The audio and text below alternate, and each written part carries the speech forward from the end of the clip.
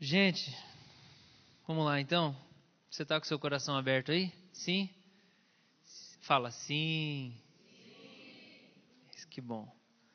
Então vamos lá. Abra sua Bíblia lá em Provérbios, lá na carta dos Provérbios, na Epístola aos Provérbios, 27.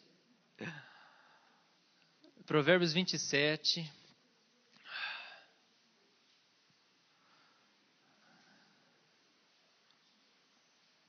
Amado da minha alma, Jesus, tudo para mim, Senhor.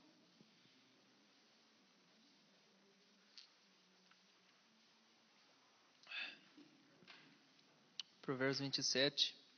A gente vai ler só um versículo e tudo que eu vou falar, tudo que eu quero dividir com vocês pode ser baseado nesse versículo aqui. Mas nós vamos orar mais uma vez antes. Santo Pai, nós esperamos por Ti, Senhor. Sua presença aqui é muito boa, Deus. Ela é alimento para o nosso coração, Senhor. Transforma, Deus, a letra em vida, Senhor. Transforma, Deus, o versículo em vida, por favor. Transforma, Senhor, a palavra saída da minha boca em virtude. Transforma em palavra Tua, Senhor. Fala com os Seus filhos aqui nessa noite, Pai. Gera, Deus, faz uma fissura, Senhor, nesses cascos, Senhor, nessas barreiras à nossa frente, Pai. Abre, Deus, por favor, brechas, Pai, nas muralhas que nos impedem de correr, de Te ver. Desmancha, Senhor, os obstáculos à nossa frente, Senhor. Nós queremos vencer, Pai. Nós queremos vencer, Senhor. Nós queremos estar perto do Senhor. Nós queremos, Senhor. Nós pedimos a Sua presença aqui. O Senhor é muito bem-vindo, Deus. Em nome de Jesus, Senhor. Gera esperança em pessoas aqui cansadas. Juntos aqui, Pai, nós repreendemos toda ação maligna. Nós repreendemos toda mentira demoníaca. Nós repreendemos toda barreira espiritual das trevas. Nós quebramos toda maldição nesse lugar, em nome de Jesus. Que o Senhor seja exaltado, Senhor. Só Cristo seja exaltado nesse dia. Amém. Amém. Provérbios 27, versículo 7. A alma farta pisa o favo de mel, mas a alma faminta, todo amargo é doce. A alma farta pisa o favo de mel, mas a alma faminta, todo amargo é doce. Durante esses primeiros meses desse ano, esse primeiro semestre desse ano, a gente trabalhou bastante aqui na República a questão de saúde emocional.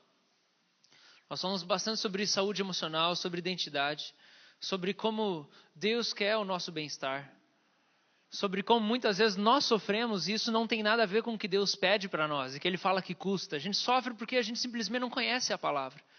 Por falta de conhecimento a gente sofre, a gente perece. E Deus quer restaurar todas as áreas da nossa vida, inclusive a nossa vida emocional. Ele quer nos dar uma estrutura emocional que seja consistente. E a gente acabou até falando sobre depressão, falando sobre ansiedade, falando sobre um tanto de coisa que nos aflige na nossa saúde.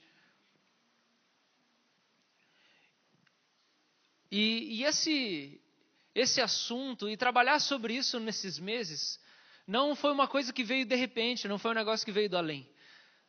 Mas isso que Deus colocou no meu coração para conduzir a igreja nesses primeiros 6 meses, foi algo que veio como resposta de clamor e de muito pedido para Deus, para que Deus ensinasse eu a amar.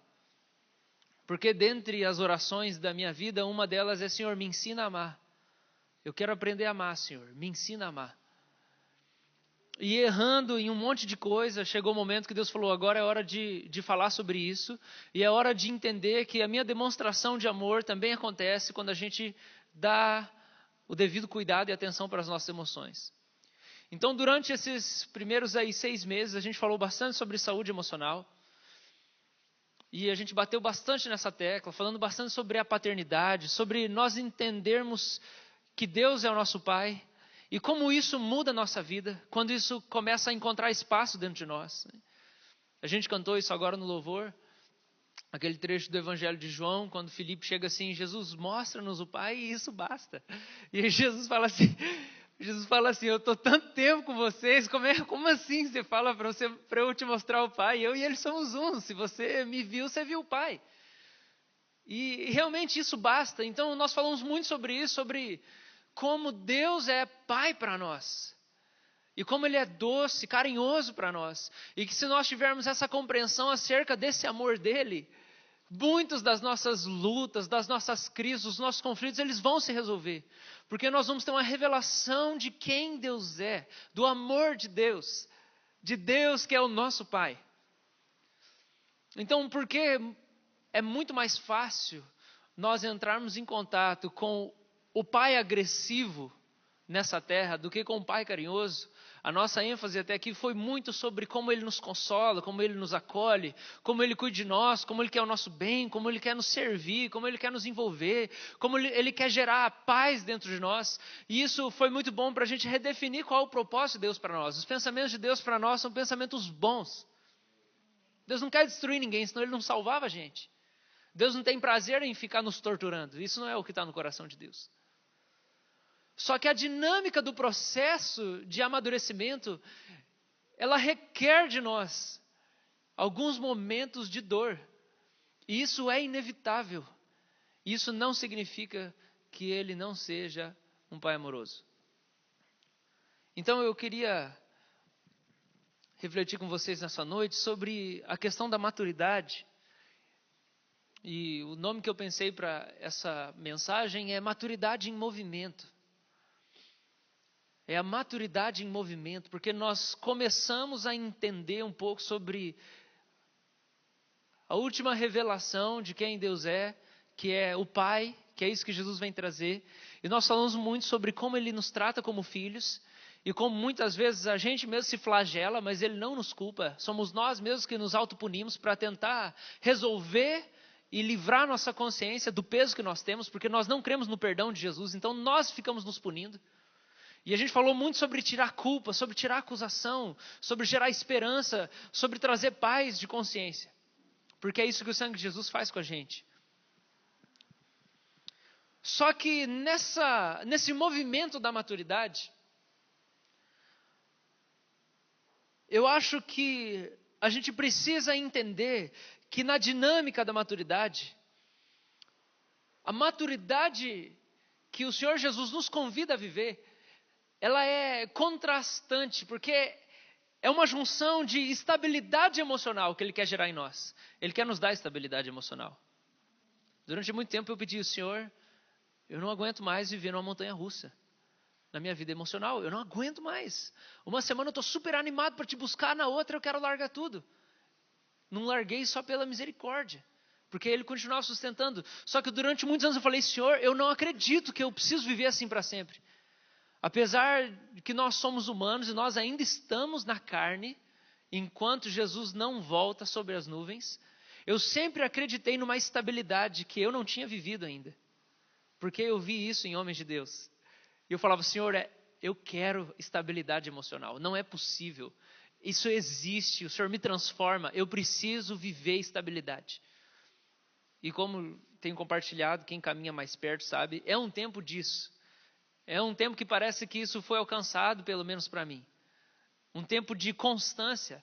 E isso é muito gostoso. E eu queria trazer para a gente refletir nessa noite que a dinâmica da maturidade, essa maturidade em movimento, ela tem o contraste de nós experimentarmos, alcançarmos a estabilidade emocional, mas uma disposição constante de renúncia.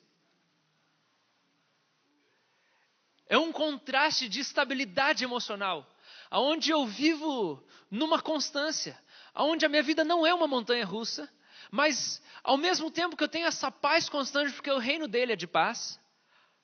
Porque Jesus falou em João 15 que Ele nos designou, Ele nos escolheu e nos designou para que a gente vá e dê fruto, e o fruto permaneça, e eu creio que esse é o fruto do Espírito. Então o que o Senhor tem para nós é que nós tenhamos o fruto do Espírito permanente. Amor permanente, constante, alegria constante, paz constante, domínio próprio constante, tudo constante, mansidão constante, fidelidade constante. É constante. Porque o fruto do Espírito, ele não é um sentimento, e ele não é uma fase da vida, e o fruto do Espírito, ele não é uma experiência que a gente tem uma vez ou outra numa conferência ou num momento de louvor. O fruto do Espírito é algo que Jesus fala assim, que é para ser constante, para que ele permaneça em nós. Então eu sempre criei nisso, e eu creio nisso, que a maturidade que Jesus quer me conduzir, ela é paz, alegria e amor constantes na minha vida. E isso tem a ver com emoção, porque paz é sentimento, alegria é sentimento e amor é sentimento. Só que na perspectiva do fruto do Espírito, não é um sentimento que vai e vem, só que é uma coisa que mora em você. Assim como Jesus. Quando você cria raiz em Jesus, mora em você. Você vive plenitude. É sempre amor, é sempre alegria, é sempre paz. Eu acredito nisso. Alguém mais acredita nisso? Sabe, é tão bom você acreditar numa coisa antes de você viver ela. E aí depois que você vive, você fala assim, eu sabia que isso existia. É assim que eu me sinto. Eu sabia que esse negócio existia, mesmo que isso durante 10 anos não fizesse parte da minha vida. Eu sabia que esse negócio existia. E eu sei que tem mais ainda. Só que ao mesmo tempo que a maturidade que Jesus nos chama, ela tem essa estabilidade emocional, ela também vem de uma disposição de renúncia contínua, porque amor é renúncia. E esse versículo fala assim: a alma farta pisa o favo de mel, mas a alma faminta, todo amargo é doce. A com crase, se você lembra, significa para. Então, para a alma que está farta, ela pisa o favo de mel. E a gente sabe que na Bíblia não tinha chocolate na época. Então, favo de mel é o top one de coisa doce e gostosa. Então, você vai ver muitas vezes lá assim, é só a palavra mais doce que o mel, Senhor, assim como o mel e tal. Então, ter a alma farta, ter a alma alimentada, ter a alma bem nutrida, faz com que em nós haja uma disposição para pisar o favo de mel. A gente sente que não precisa de mais nada. E esse jeito de viver é um jeito de viver para quem permanece no Senhor Jesus, a ponto do fruto do Espírito ser gerado dentro. E aí vive constantemente com a alma farta. Satisfação é um estado de maturidade espiritual. Plenitude é um estado de maturidade espiritual. Estatura de Cristo. Paulo fala tanto sobre isso. Perfeição, estatura de Cristo, plenitude, satisfação. Para que sejamos tomados de toda a plenitude de Cristo.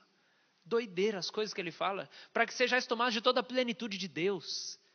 É um preenchimento que toma conta de nós e que é constante. E isso faz com que a nossa alma seja farta.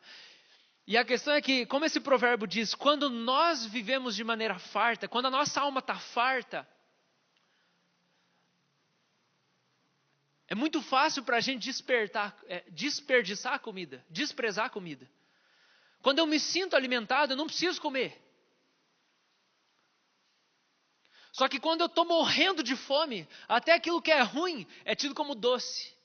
Quem já fez mais de 2, 3 dias de jejum sabe o que eu estou falando. Que bolacha de água e sal parece um banquete. Na hora que você entrega o jejum, depois de 3 dias lá, você come... É água e sal. Mas bolacha. Porque você está com fome.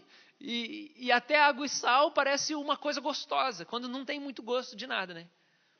Até o amargo é doce.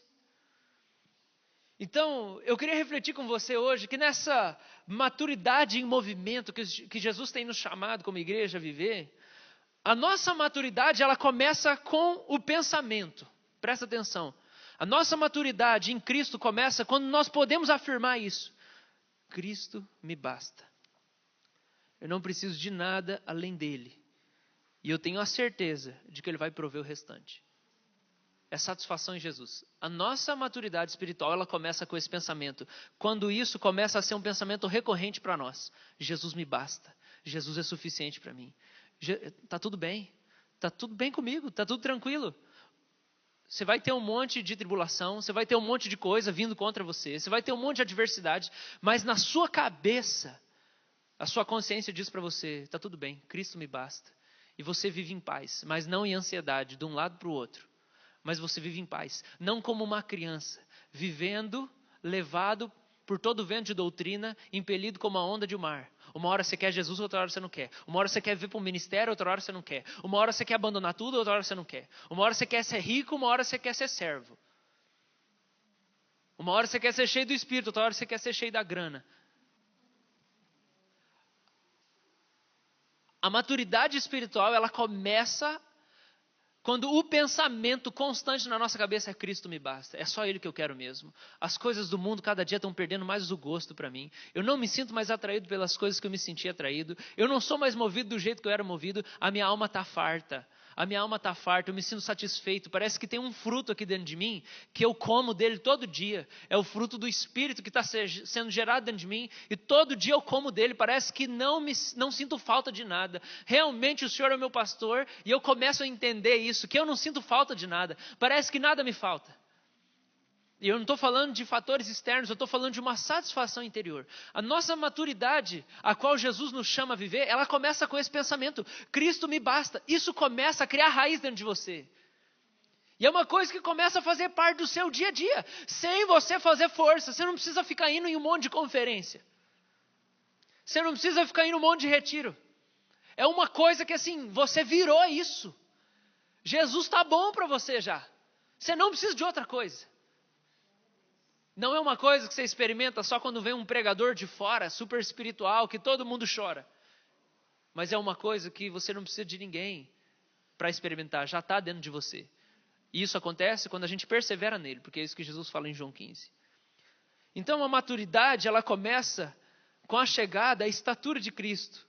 Ela começa com essa segurança, pessoal. Eu me sinto seguro, eu me sinto alimentado, eu me sinto protegido. Parece que realmente eu estou debaixo das asas dele. Parece que realmente eu estou debaixo do cuidado dele. Você começa a acreditar naquilo que a Bíblia diz que é verdade. Parece que realmente eu estou assentado nos lugares celestiais em Cristo Jesus. Parece que realmente Ele mora dentro de mim. Parece que eu sou filho dele de verdade, do jeito que a Bíblia falou. Você começa a acreditar na Bíblia. Você começa a sentir como se tudo que ela fala a seu respeito fosse verdade. Você fala assim, parece que isso aqui é verdade. Você sai de um momento onde você olha assim, Deus, eu sei que a Bíblia diz que o Senhor me ama, mas eu não sinto isso. Quem nunca fez essa oração? Quem nunca falou isso? Eu me lembro num aniversário meu, devia ser de uns 16, 17 anos. E eu saí do banho e eu estava me enxugando e eu chorava e falei, Jesus, eu queria um presente do Senhor hoje, do meu aniversário. Eu só queria que o Senhor provasse o seu amor por mim. Porque parece que o Senhor não me ama. Ele já tinha até morrido por mim, né? E eu estava achando que ele tinha que fazer alguma coisa ainda. Mas eu já era crente já. Só que quantas vezes a Bíblia não faz sentido para nós? Quantas vezes você lê o que a Bíblia diz a seu respeito e parece que aquilo não faz parte de você? Você fala assim, deve ser outra pessoa, não sou eu isso aqui. Essa promessa aqui deve ser para minha esposa, não para mim. Porque ela é bênção. Não, para o pastor lá, porque olha só, um servo de Deus, né? Ele prega, ele lê a Bíblia, olha o tanto que ele conhece da Bíblia, é para ele. Isso é a nossa adolescência, a nossa infantilidade espiritual. Porque criança não escuta de jeito nenhum, e adolescente... Mas a criança, ela é assim, ela não escuta nunca, só que ela sabe que ela precisa do pai, então não tem jeito. Eu não lembro eu já ouvi algumas histórias assim, do filho um dia ter falado para o pai, eu vou embora. E aí, você já fez isso, mãe?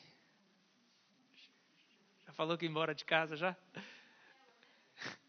E aí, o pai e a mãe, O pai e a mãe pegam assim, então beleza, o que você está fazendo? Eu estou arrumando a minha mala que eu vou embora. E o pai e a mãe, beleza. Então tá bom, vou te ajudar. E aí a criança pegou e foi, depois voltou, nunca mais vou embora. Eu já ouvi algumas vezes histórias desse tipo. Então assim, a infantilidade espiritual, ela é isso. A nossa infantilidade como crentes da igreja, ela funciona assim. A gente fala assim, Senhor, eu vou te deixar. Aí você vai lá e vai para o mundão, desvia. Aí chega lá, não, eu preciso voltar, eu não consigo viver sem. Aí você volta para casa. Aí depois você, não, eu vou de novo. Por que não? Porque eu quero assim. Aí Jesus não faz o que você quer. Aí você pega e sai de novo. Aí você fala, não, eu preciso. Aí você volta para casa, porque você sabe o que você precisa. Aí quando a gente chega na adolescência espiritual, não é assim. A adolescência espiritual é mais rebeldia, bate-boca. Começa a brigar. A infantilidade não briga. Mas a adolescência começa a brigar com todo mundo. Não, a culpa é sua, não, porque você não sei o quê. Igual adolescente. E aí você não me ama, você nunca me deu valor. Ninguém aqui em casa. Aí começa, né, falar aquele monte de coisa e tal. É legítimo, faz parte, eu já fiz isso. Né, e às vezes eu faço isso com Jesus ainda. E aí eu percebo, ele vê lá e mostra, filho, o que você está fazendo? A gente está lá num clamor, pensando assim, nossa, eu sou Jó, que perdi tudo. E aí Deus está lá assim, aconteceu nada na sua vida? O cara está lá, estou com 20 anos, Senhor, me guardando aqui, Senhor. E Deus, meu filho, você ainda não entendeu ainda a vida. Mas é adolescência espiritual. Mas na adolescência espiritual a gente fica muito magoado, mas a gente ainda não se sente amado. A gente sente que a gente ainda não pertence, nós não temos um lugar na casa de Deus. E aí quando eu falo na casa de Deus é no corpo ou no reino de Deus. Mas a maturidade espiritual, o ingresso na maturidade espiritual, a primeira coisa que acontece com a gente é que a nossa alma começa a se sentir farta. E nós começamos a entender o nosso lugar, nós paramos de colocar a culpa no outro. E nós entendemos, essa é a minha luta. Quando eu era novo, eu falava para meu pai que eu queria fazer tatuagem, ou qualquer coisa que ele achasse estranho. Ele pegava e falava assim, quando você pagar suas contas, você pode fazer o que você quiser. Você ganhar o seu dinheiro, pagar suas contas, você faz o que você quiser. Aí, quando chegou na hora, eu falei, pai, você falou, pagando minhas contas. Eu sou maior, eu faço o que eu quiser. Mas eu ainda fiquei uns 4 anos esperando, amolecendo o coração lá e tal. E a adultice ou a maturidade, ela é exatamente isso. A adultice difere da adolescência, porque na adolescência a culpa é de todo mundo, menos de você. Mas na fase adulta você sabe, essa conta é minha, se eu não pagar, ninguém vai pagar. Eu tenho que trabalhar, porque se eu não trabalhar, eu não vou ganhar dinheiro. Se eu não vou ganhar dinheiro, eu não vou pagar essa conta. E se eu não for responsável, eu não vou ter condição de construir nada.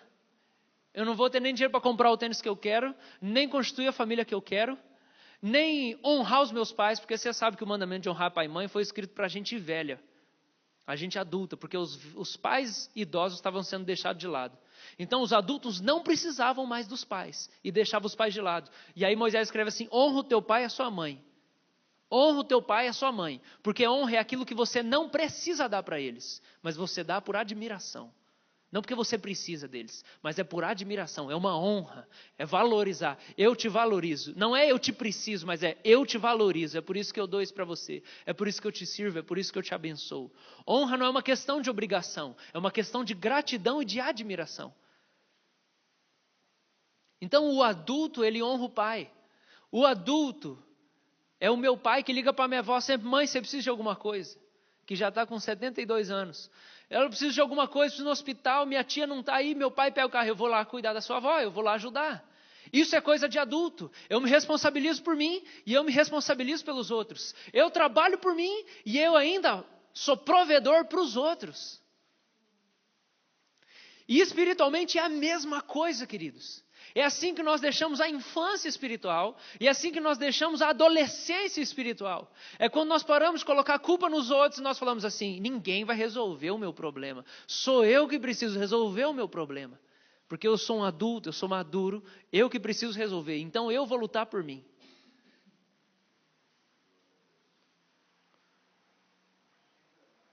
Então a maturidade... Verdade, né, Rogério? Então a maturidade, ela começa, gente, com um sentimento de segurança. De segurança. Eu posso construir alguma coisa. Eu faço parte de algum lugar.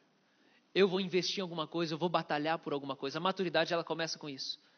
E a maturidade, ela começa com a identificação. Quando você começa a identificar e você olha assim, não, isso aqui é meu. Isso aqui é meu, eu vou lutar por isso aqui. No começo da igreja, né, Maria e Vilmar sabem, era muito conflito e era muita coisa, né? Eu estava com 20 anos, terceiro ano do seminário, né, e pensava assim, meu Deus do céu, ninguém me escuta, ou não sei o quê, e um monte de coisa. E a gente tentava fazer de tudo para agradar pessoas, né, e nem estão aqui hoje mais, mas você tentava fazer de tudo, de tudo. Até que você chega um momento que fala assim, não, isso aqui é minha casa, isso aqui é minha igreja, esse aqui é o meu lugar. Se não quiserem, tudo bem, deixa eles. Eu vou construir esse lugar aqui. Porque eu sou responsável por essa casa aqui também. Os meus pais são minha família. Eu vou construir alguma coisa lá. Eu começo a ter o sentimento de identificação. Eu sou parte desse negócio e eu posso investir nesse negócio e eu posso construir e eu posso gerar e eu posso fazer alguma coisa acontecer. E não é mais aquela coisa, eu preciso. Ninguém olha para mim, olha para mim, eu preciso. Mas eu posso fazer alguma coisa. A maturidade é uma saída dessa infantilidade, dessa adolescência, e ela começa por uma autossegurança, e você começa a acreditar em Cristo dentro de você. E pensa, Deus pode gerar coisas através de mim, porque Cristo está em mim. Eu acredito no amor dEle, eu acredito que Ele está dentro de mim, e Ele pode construir o reino através de mim. Então eu vou servir, então eu vou amar, então eu vou abençoar, então eu vou me dedicar, então eu vou honrar, porque através de mim alguma coisa eterna pode ser construída. E não tem mais aquela coisa, eu não sou capaz, eu não consigo, eu só preciso ser carregado. Mas você começa a entender, não, cara. Jesus está dentro de você, o Espírito está dentro de você. E isso começa a dar para você constância. E você começa a experimentar o que esse versículo fala da alma farta. Você começa a sentir a sua alma farta. Você começa a se sentir preenchido. Você se sente alimentado. Você se sente satisfeito e começa a sentir que você está fazendo alguma coisa para Deus. Que é o que a Bíblia fala que Deus te constituiu para você fazer. Você estabeleceu o reino. Jesus foi embora e falou assim, agora é com vocês. Vocês vão estabelecer o reino. É em vocês que eu vou edificar a minha igreja. E o inferno não vai prevalecer contra vocês. Então vocês vão se levantar. As portas do inferno não vão prevalecer sobre vocês. Vocês vão se levantar. Vocês não vão aceitar mais aquilo que tem acontecido com vocês. Vocês vão assumir responsabilidade. E vocês vão construir alguma coisa que dure a eternidade. E a maturidade é quando eu começo a acreditar nisso. Tem um negócio que eu vou fazer para Jesus. E eu vou fazer com o Espírito Santo. E ninguém pode fazer por mim. Então a maturidade começa na segurança, mas ela se desenvolve na autonegação. E é por isso que eu falei que essa maturidade em movimento, ela envolve essa estabilidade emocional, que foi tudo que eu falei até aqui nos primeiros 30 minutos. Essa estabilidade emocional. Eu sou alguém para Jesus. Jesus realmente me ama. Ele morreu por mim. Eu valho alguma coisa. Eu preciso fazer alguma coisa e parar de ficar achando que eu não sou ninguém. E parar de ficar reclamando e pensando a culpa é de todo mundo. É sair da adolescência e ir para a fase adulta. Eu vou fazer acontecer, porque Jesus está aqui dentro de mim. Eu tenho toda a autoridade no nome de Jesus. E eu vou embora, eu vou construir. E eu vou lutar contra os meus pecados. E eu vou abençoar as pessoas. E começa nisso, é a segurança. Só que a maturidade, ela passa da segurança, da estabilidade emocional, para uma disposição de renúncia. Porque no momento que você entende que você tem Cristo, e aí você começa a entender que Cristo te basta, e você tem tudo, você começa a desapegar das coisas que Ele pede para você entregar. Porque você pensa, mas eu já tenho, então, Senhor, pode levar, pode tirar. O que o Senhor quer de mim? Eu abro mão. Então a maturidade, ela se desenvolve na autonegação. Presta atenção numa coisa, você vai concordar comigo. Todo adolescente tem medo de se tornar um adulto e deixar de ser livre. Não é verdade? Todo adolescente tem medo de ficar adulto. e de ficar cafona, de ficar caretão. É por isso que a gente, né, faz umas coisas estranhas com, né, a nossa vida. Tipo, deixar o cabelo crescer.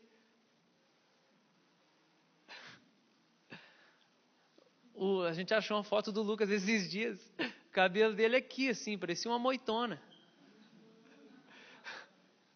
Eu também tive isso, sério, eu deixei o cabelo crescer uma época. Só tem uma foto que está escondida em algum lugar lá em casa. Ninguém jamais verá. Só os anais da eternidade revelarão. Isso. Samuel teve cabelo na boca. De algum jeito, o adolescente está protestando, falando, não vou crescer. Vou ficar assim para sempre. Olha o tamanho do meu cabelo. Não vou cortar. Não vou ficar careta igual meu pai. Não vou ficar cafona. Eu não vou perder minha liberdade.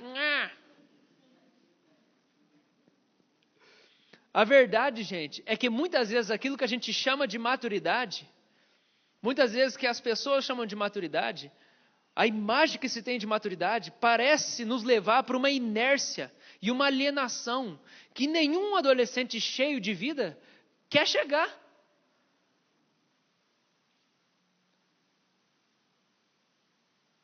Porque geralmente, vou falar do senso comum, vou falar da vida no mundo, vou falar daquilo que uma pessoa parece que normal, comum,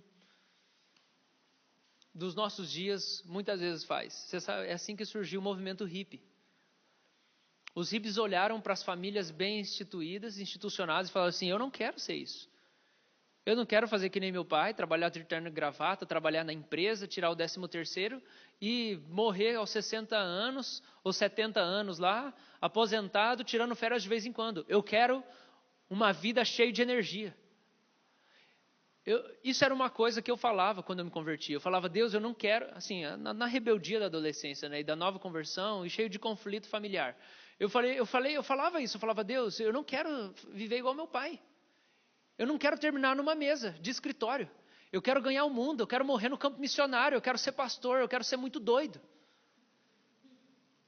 E hoje eu prego falando que você pode ser um empresário, viver na loucura do reino de Deus. O Maltês está aqui para não deixar a gente mentir.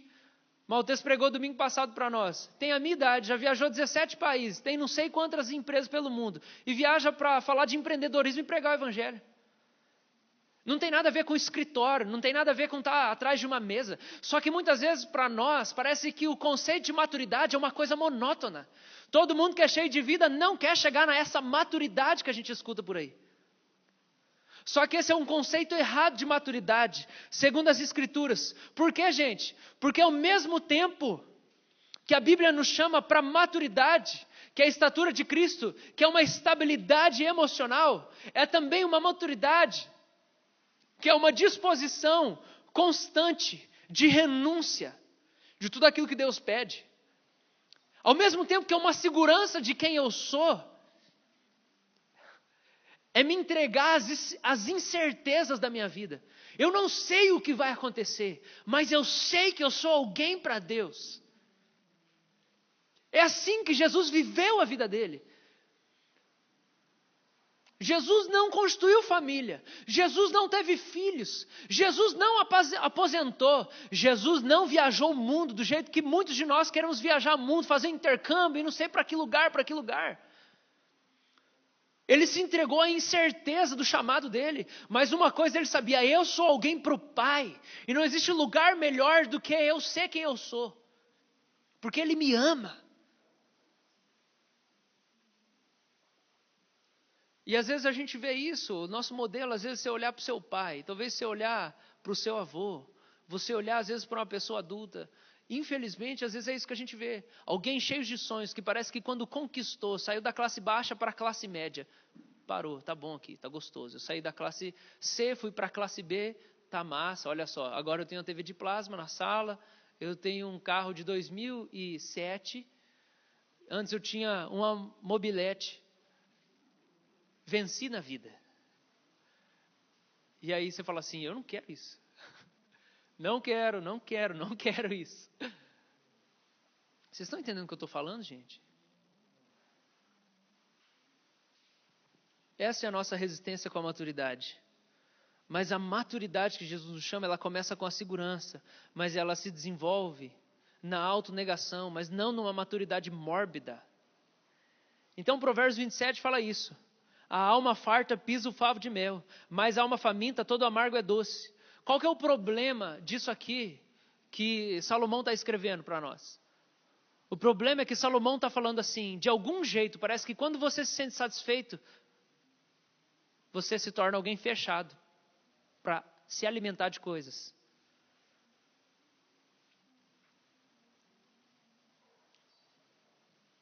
Minha alma está farta. Não preciso mais. Você quer um favo de mel? Você quer...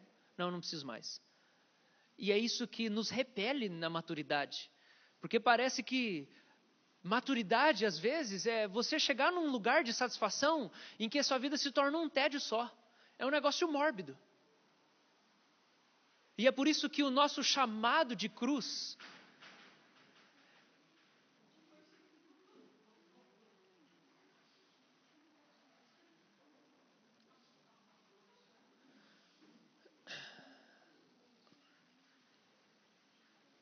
É por isso que o nosso chamado para seguir Jesus, ele começa com a revelação de quem nós somos para Deus. Onde Jesus chega e fala assim, cara, morri por você, você é precioso. E quando isso começa a transformar o nosso coração e nos encher de amor, ele fala assim, toma a sua cruz e me segue. Aquilo que eu fiz por você, eu quero que você faça pelos outros também. Então, o farto pisa o favo de mel, mas o amor, presta atenção. Quem está farto pisa o favo de mel. Mas o amor de Deus só é revelado através de mim quando eu, estando farto, não desprezo a comida que você pode me oferecer. A maturidade que Jesus me chama é que eu alcanço uma constância, uma estabilidade, mas não é por isso que eu desprezo aquilo que você tem para contribuir para mim. Não é uma maturidade e uma satisfação que me torna arrogante. A gente precisa entender isso, gente. A gente caminha com Deus, presta atenção. Enquanto a gente está na infantilidade e na adolescência espiritual, nós servimos... Desculpa, não, isso é inegável, é assim que funciona, tá? Você serve a Jesus, você serve a Deus, porque você quer ter uma recompensa com isso. Você quer ser bom no seu dom, no seu ministério, porque você quer um reconhecimento da igreja. Você quer que alguém chegue e fale assim, você é bom nesse negócio, que bom que você está aqui com a gente. Olha, você canta bem, que bom, você é uma bênção para nós. Por quê? Porque existe um vazio existencial. Eu me sinto um nada. E eu preciso de ajuda para entender quem eu sou. Mas chega um momento da nossa transformação do homem interior em que a gente não precisa mais disso. Vocês estão entendendo o que eu estou falando, gente? Eu estou falando a língua de vocês? Eu estou falando de coisas que talvez você mensure e você fala assim, eu quero chegar nisso. Ou então eu estou vivendo isso. Mas chega um momento da nossa caminhada em que a gente não vai precisar mais do ministério para se sentir alguém, para acabar com o vazio existencial. E nesses últimos meses, foi isso que eu comecei a orar para Deus. Eu falei, Deus, eu sinto que eu não preciso mais ser pastor para ser alguém. Eu sinto que eu não preciso mais ser um avivalista. Eu sinto que eu não preciso mais ser espetacular em nada. Parece que Jesus basta e está bom demais, está gostoso, está bom. Eu não preciso mais me sacrificar. Foi esse o sentimento que me tomou. E aí eu comecei a orar, Senhor, me dá uma motivação para te servir, porque parece que eu não preciso mais. Me ajuda, Senhor.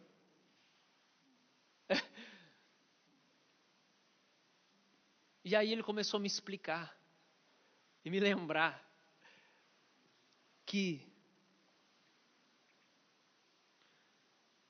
se alguém quer vir após mim, a si mesmo se negue, tome a sua cruz e siga-me. Porquanto quem quiser salvar a sua vida, perdê-la. E quem perder a vida por minha causa, achá-la. Pois que aproveita o homem se ganhar o mundo inteiro e perder a sua alma? Ou que dará o homem em troca da sua alma?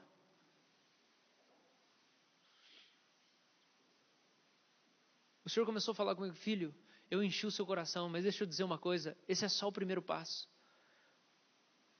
você vai começar a me seguir e você vai tomar a cruz, não é porque você sente necessidade disso, mas é porque você me ama e é assim que você me revela para as pessoas.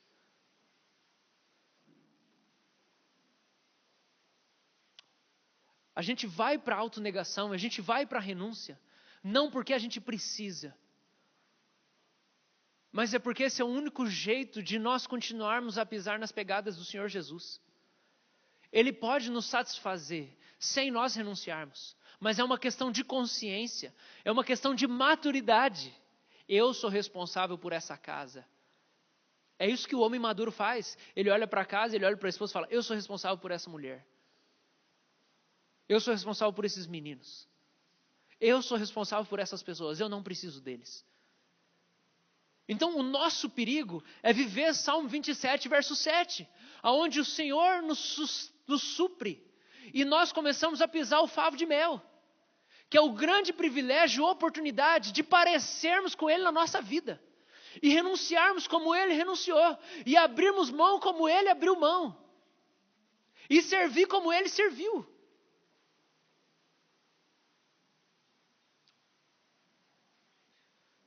Paulo fala nas suas cartas aos Coríntios que os mais fracos brigam entre si.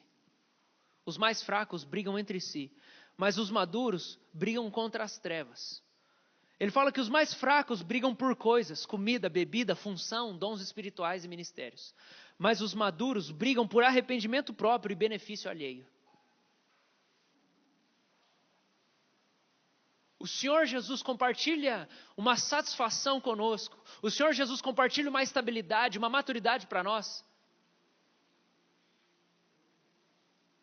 Ao ponto de que toda a nossa luta não é mais em nosso benefício e a favor de nós mesmos. Eu me sinto seguro. E o único motivo pelo qual eu abro mão de mim e começo a caminhar na direção do outro, não é porque eu preciso do outro, mas é porque é assim que eu vou ser como meu Senhor. 1 João fala assim: nós sabemos que já passamos da morte para a vida, porque amamos os irmãos. Aquele que não ama permanece na morte. Todo aquele que odeia o seu irmão é assassino. Ora, vós sabeis que todo assassino não tem a vida eterna permanente em si. Nisso conhecemos o amor, que Cristo deu a sua vida por nós, e devemos dar a nossa vida pelos irmãos. Ora, aquele que possuir recursos deste mundo, e vir a seu irmão padecer necessidade, e fechar-lhe o seu coração, como pode permanecer nele o amor de Deus? Filhinhos, não amemos de palavra nem de língua, mas de fato e de verdade.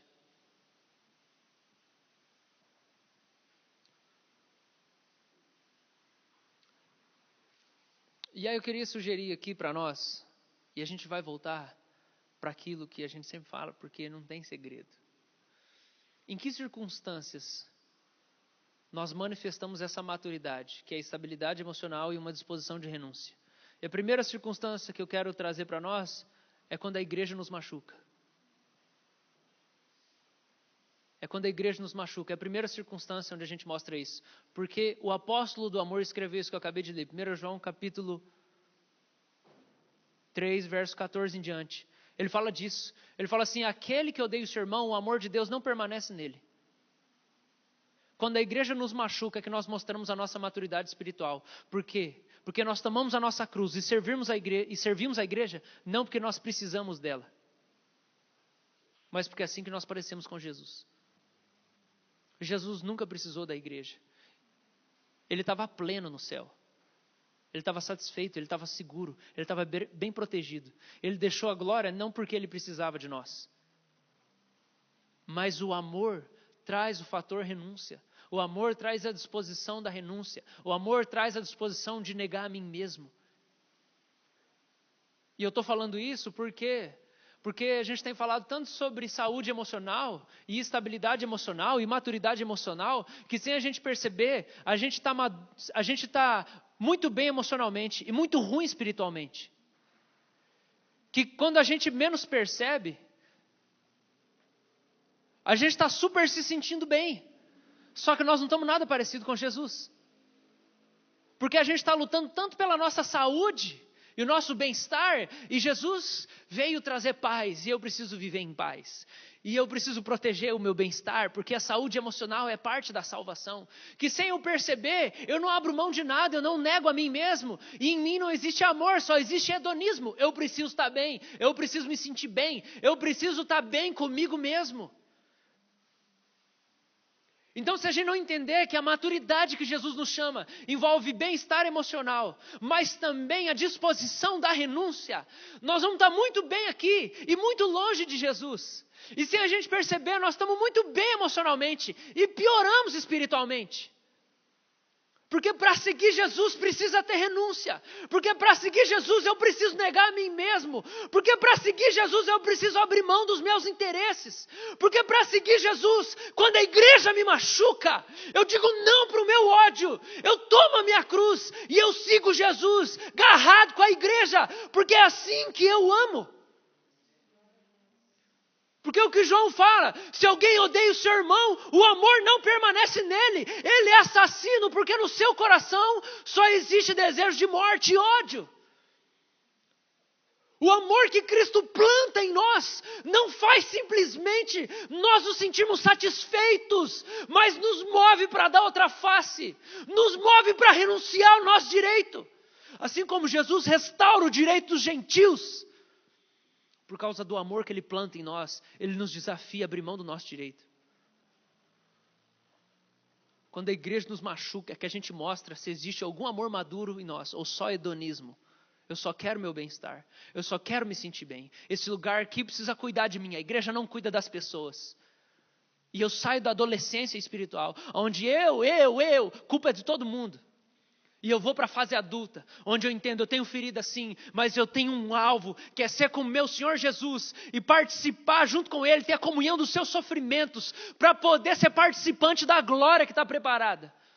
Paulo fala isso em Filipenses, ele fala assim, eu abro mão de tudo, por causa da sublimidade do conhecimento de Jesus, para poder ressuscitar com Ele, para poder ser participante com Ele, e ele fala assim, para ter comunhão dos seus sofrimentos. Não existe maturidade espiritual se a gente só está focando no bem-estar emocional. Tem que ter uma disposição de renúncia para nós, senão nós não estamos nos parecendo com Jesus. Nós estamos parecendo com aqueles que Paulo fala assim, que Deus é o próprio ventre, que só quer o bem-estar, só quer ouvir coisa gostosa, tem comichão no ouvido. Você precisa ser confrontado, você precisa ouvir um não, você precisa entender que o que Jesus te deu na hora que você se converteu é uma cruz para você subir nela. Tem o seu nome numa cruz. Você sabia que tem uma cruz com o seu nome?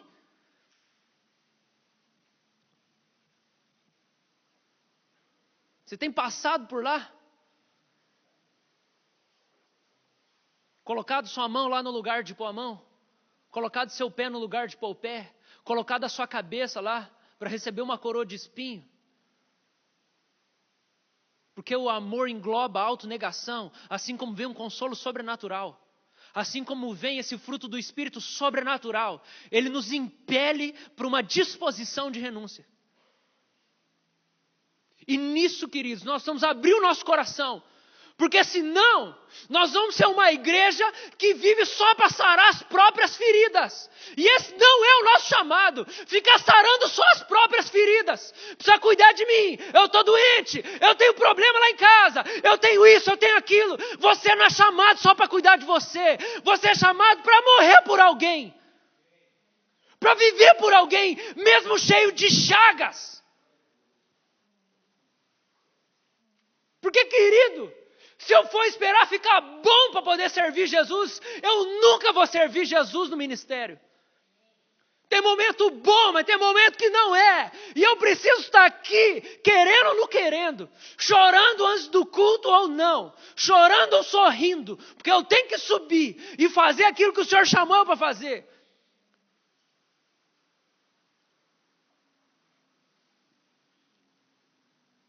Então talvez hoje Jesus está falando para você que você está desviado. Eu quero dizer isso, porque você é chamado para se conformar à imagem do Senhor Jesus. E não é amor, eu só dar um tapa nas suas costas e sarar você, mas não desafiar você para renunciar alguma coisa para Ele.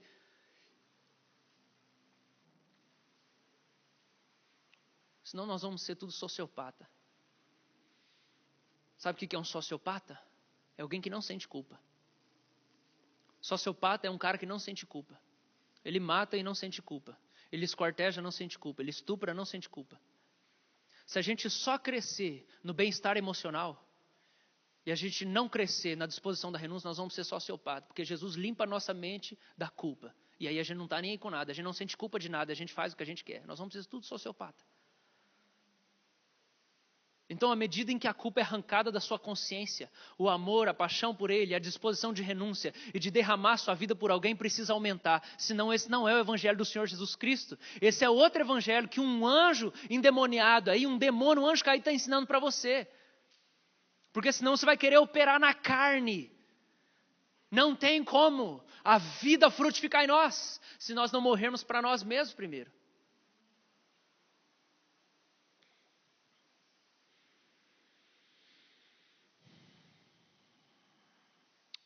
Hoje, quando eu estava vindo para cá,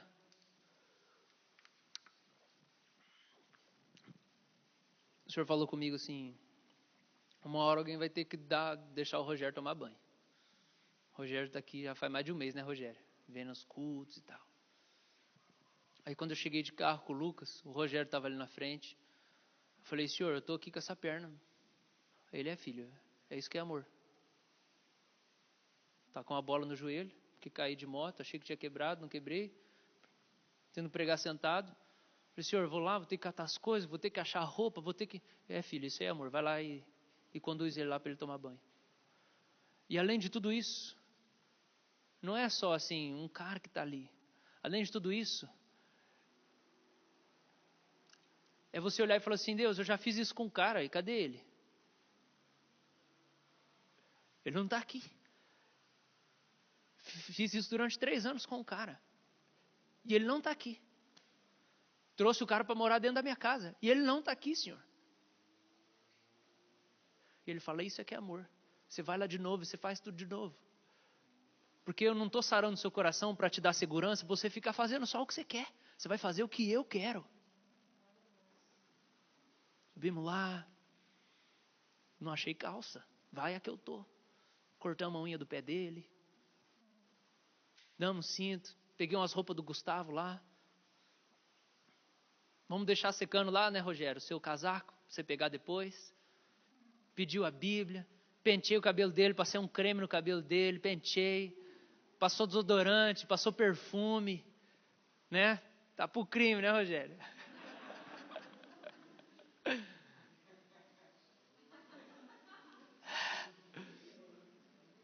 E queridos, é fazer de novo o que você fez um dia e não deu certo. É fazer de novo o que você fez um dia e não deu certo. E presta atenção agora, República. Presta atenção agora, República. Porque essa é uma das coisas que o diabo mais ataca. Vocês aqui. É em relação à vida de oração.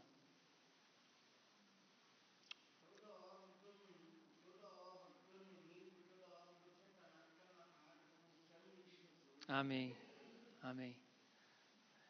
Eu entendo que o diabo tem 2 vezes de atacar a vida de oração das pessoas. De uma maneira bem genérica. Primeiro, que elas nunca tiveram. E aí ele fala para elas e coloca na cabeça delas que isso não é coisa para elas, não. Deixa para lá. Isso aí não é coisa para você, é coisa de fanático. É coisa de pastor, só de missionário. E a segunda maneira do diabo atacar a vida de oração da igreja é quando a igreja já viveu, é quando a igreja já tentou, é quando as pessoas já se dispuseram a viver uma vida de oração. Mas por causa de diversas circunstâncias, elas chegaram no momento e falaram assim, esse negócio não é para mim. Quantas vezes eu ouvi pessoas chorando falar assim para mim, pastor, eu acho que esse negócio de vida de oração aí é uma coisa que Deus falou para você e você está tentando fazer a gente viver essas coisas aí, mas isso é uma coisa sua e nós estamos sofrendo por causa disso. Isso é legalismo.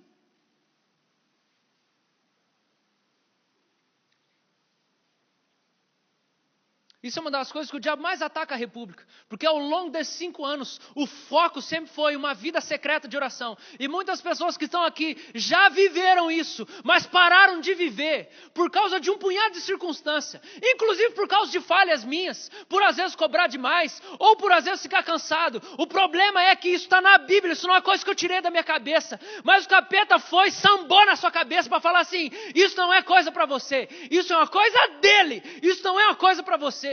E o que você precisa fazer é deixar embora toda essa amargura, é deixar embora toda essa frustração, e entender para que você nasceu, que é para ter intimidade com Ele, que é para andar com Ele, que é para viver com Ele, que é para ter vida de oração, sim. É uma das coisas que o diabo mais ataca a gente na República. E ele chega e fala assim, ó, tá vendo, não deu certo, vocês tentaram e não deu certo, é porque não é para vocês isso aí. Nós não vamos fazer nada se a gente não tiver vida de oração. Nós vamos fracassar em todo o resto. Isso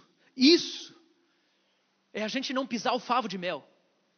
Isso é a gente chegar num momento onde talvez você cresceu muito aqui dentro desse lugar. E você amadureceu muito aqui dentro desse lugar. Só que você fala para si mesmo, ainda existe mais de Deus para mim. Tem coisas que eu tentei fazer lá atrás e eu não consegui, eu vou tentar de novo. Eu vou tentar de novo, porque maturidade espiritual, estatura de Cristo não é só conforto. É um desafio, a renúncia. Então eu vou tentar de novo. Eu vou colocar de novo um cara dentro da minha casa. Eu vou abrir de novo o meu coração para tentar começar um discipulado de novo. Eu vou fazer de novo o que um dia eu tentei e eu não consegui. Embora eu não queira mais. Mas o Senhor está consolando meu coração para eu poder fazer alguma coisa que Ele quer. Então nós vamos voltar e nós vamos fazer tudo de novo. Porque eu não vivo para mim. Fabrício, no nosso momento de oração, ele falou que quando ele entrou aqui hoje, né? Ele orou aqui no microfone isso. Ele falou assim, quando eu entrei aqui hoje, Deus, eu falei para o Senhor, tira o chamado de mim, porque está pesado. Era isso, né, que você falou? Quando a gente começou a orar, aqui, ele não tinha falado isso ainda. Deus me conduziu para sentar do lado dele, e eu comecei a orar por ele. E eu comecei a falar assim, Deus, lembra o Fabrício, das primeiras vezes que ele veio na República, ele estava sentado perto da porta e eu falei que ele tinha chamado. Senhor, lembra o Fabrício lá da praia, quando a gente estava no Réveillon conversando, ele falando da disposição dele de servir o Senhor. Queridos, às vezes é isso que a gente quer fazer. E tudo bem, isso é humano, tá? Não existe nenhuma condenação sobre o Fabrício por causa disso. Porque isso é uma coisa que qualquer um que é crente vive. Você chega e fala assim, Deus, não quero. Não quero, dá para mudar? Tem outra coisa aí, outro servicinho vago?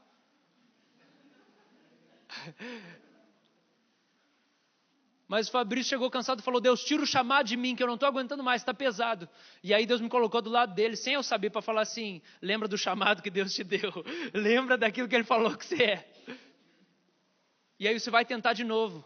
Porque todo o consolo que Ele tem derramado no seu coração não é para você ficar do jeito que você está, mas Ele vai começar a incomodar você uma hora. É para você levantar, Ele vai te desafiar, uma renúncia precisa acontecer. Você precisa negar a si mesmo, você precisa tomar a sua cruz. Toda essa estabilidade emocional que Ele está gerando não é para a gente ficar aqui gostosão, bacanão, mas uma hora a gente vai ter que começar a fazer alguma coisa. Uma hora a gente vai ter que levantar de novo. Porque às vezes a gente cansa e aí o Senhor fala assim, vem cá, vou cuidar de você, vou te consolar. Vamos lá, vamos descansar. Esses dias eu estava falando com algumas pessoas aqui da igreja, falando assim, pastor, a gente precisava ficar um tempo sem fazer nada, porque a gente estava cansado.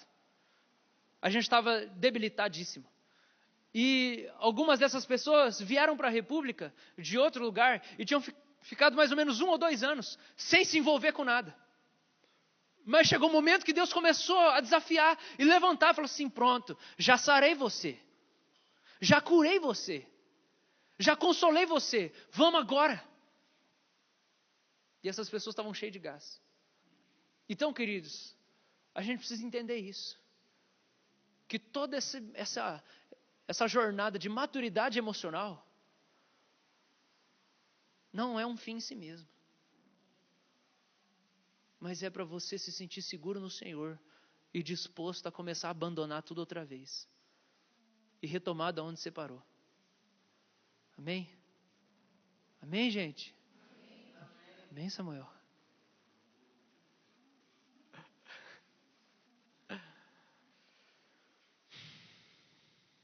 Vamos orar, queridos.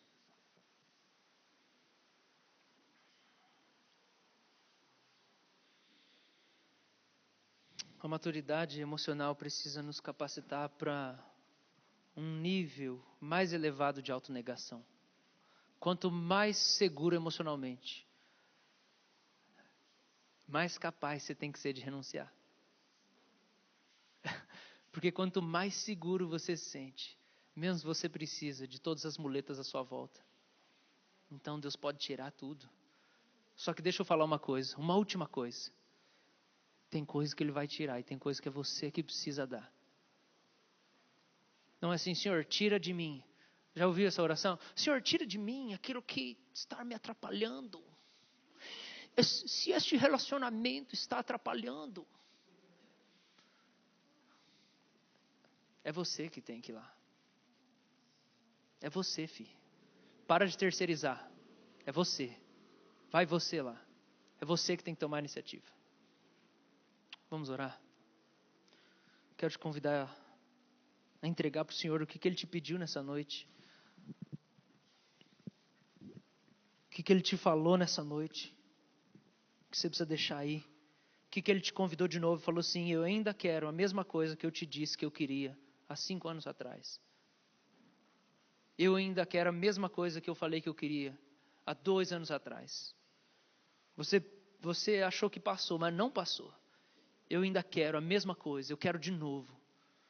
Eu estou te chamando de novo, negue-se a si mesmo. Eu estou sarando você para você se negar. Eu estou sarando a você para você poder entregar mais do que você já entregou.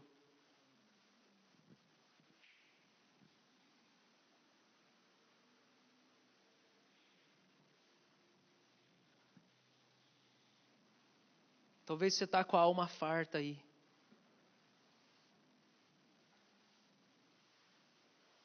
Você não vai renunciar porque você precisa se saciar. Você vai renunciar por causa do amor.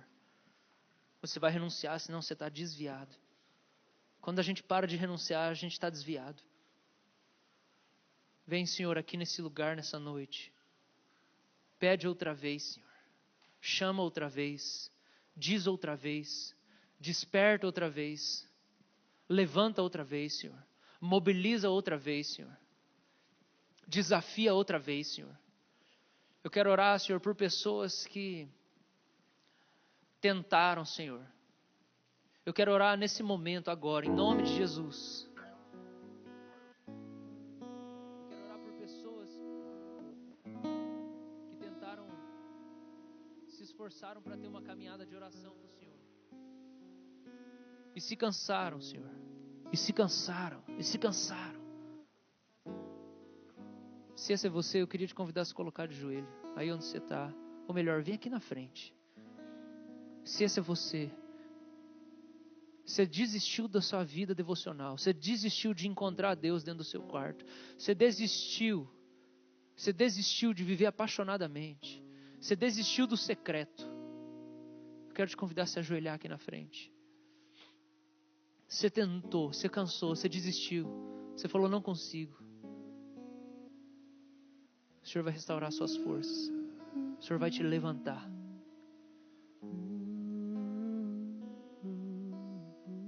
A sua disposição, a sua renúncia, o Senhor vai colocar fogo no sacrifício. Só que você é o sacrifício. Você precisa ir para o altar para Ele derramar fogo em você. Você precisa ir para o altar para Ele derramar fogo em você. Socorre no Senhor. Porque nós podemos estar desviados, Senhor. Estando nos sentindo muito bem, Senhor, e desviados.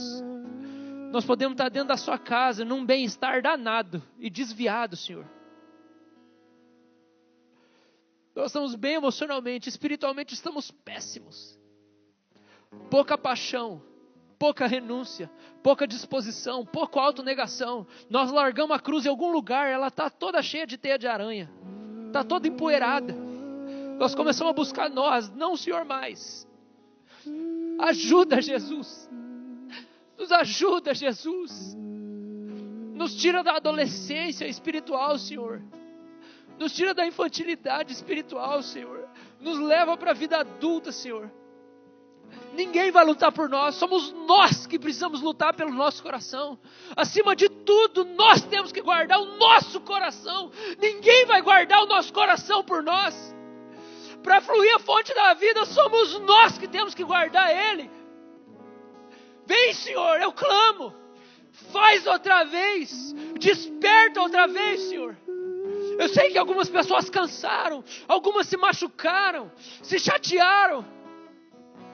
É claro que foram muito atacadas pelo demônio. Ninguém vai ser tão atacado pelo diabo como aquele que quer ter uma vida de oração intensa. Ninguém vai ser tão atacado quanto esse. Só que muitas dessas pessoas não viram que foi o diabo que as atacou, Senhor. Não viram, Senhor. Abre os olhos. Derrama a sua bênção aqui, Senhor. Derrama o óleo do Senhor aqui. Derrama o seu bálsamo aqui, Senhor. Faz outra vez, Jesus. Por favor, Senhor. Por favor, Senhor.